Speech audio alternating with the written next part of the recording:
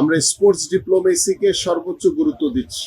বাংলাদেশের ফুটবলে যে উন্মাদনা রয়েছে, আমি মনে করি যে এই উন্মাদনাকে আমাদের কাজে লাগানো উচিত। খেলাধুলাকে সর্বস্তরে ছড়িয়ে দেওয়ারই কিন্তু আজকের একটি ধারাবাহিক একটি টুর্নামেন্টের মাধ্যমে কিন্তু আজকে এখানে আমাদের সিভিল এভিয়েশন এবং আমাদের বিমানের সাথে যারা বিভিন্ন দীর্ঘদিন ধরে কাজ করছে তাদের উদ্যোগে একটি টুর্নামেন্ট অনুষ্ঠিত হচ্ছে।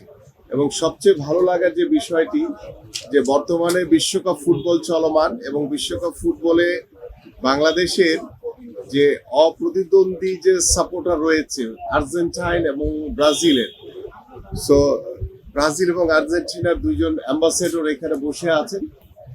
আমরা ব্রাজিলের প্লেয়ের খেলা আমরা দেখেছি, আমরা সেই আর্জেন্টিনার সেই মারাদোনার খেলা দেখেছি। সো তার যুগের পরিবর্তনে ব্রাজিল এবং আর্জেন্টিনার যে সাপোর্টাররা রয়েছে, বাংলাদেশের ফুটবলে যে উন্মাদনা রয়েছে, আমি মনে করি যে এই উন্মাদনাকে আমাদের কাজে লাগানো উচিত।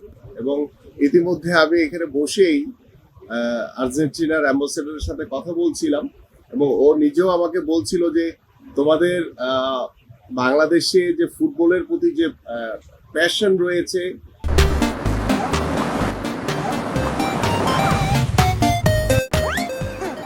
মানুষের যে উন্মাদনা রয়েছে, সেটাকে কিভাবে কাজে লাগানো যায়। তো ফুটবল ফেডারেশনের সাথে ইতিমধ্যে বোধহয় একটি এমইউ আছে।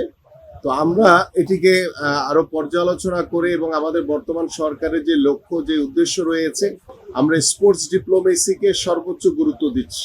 আমরা তুরস্কর সাথে বেশ কয়েকটি এমইউ সাইন করেছি, আমাদের চায়নার সাথে কথা হচ্ছে, আমাদের জার্মানির সাথে কথা হচ্ছে এবং আমরা পর্যায়ক্রমে আমাদের যে এশিয়ান কান্ট্রিগুলো আছে তার বাহিরে গিয়ে আমরা ব্রাজিল এবং আর্জেন্টিনার যে ফুটবলের যে ঐতিহ্য, সেই ঐতিহ্যকে কিভাবে কাজে লাগিয়ে আমাদের নিজেদের দেশের ফুটবলকে একদম রুট লেভেল থেকে শুরু করে টপ লেভেল পর্যন্ত কিভাবে কাজে লাগানো যায়।